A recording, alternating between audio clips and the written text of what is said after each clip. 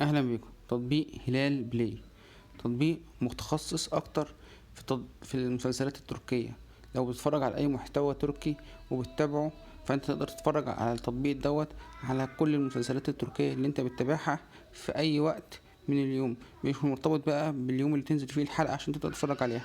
بس للأسف الاشتراك اللي بتعمله في التطبيق لو انت هتاخد نسخة مجانية في الاول وهتعمل اشتراك، يا ريت يكون عن طريق فيزا فودافون كاش. بمعنى ان انت تعمل فيزا مؤقتة لمدة يوم هتحطها في التطبيق والله تطبيق عجبك وتمام تمام، هتاخد شهر مثلا وخلاص على كده.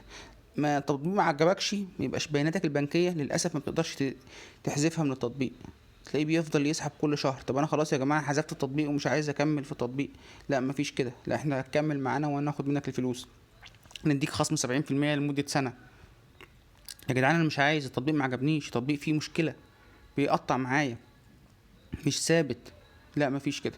فدي نصيحة، لو انت عايز تحمل تطبيق هلال بلاي وعجبك اداؤه وكده، شغل فيزا فودافون كاش او اورنج كاش او اي فيزا مؤقتة لمدة يوم، هتدخلها هتفعل لك اللي انت عايز تفعله.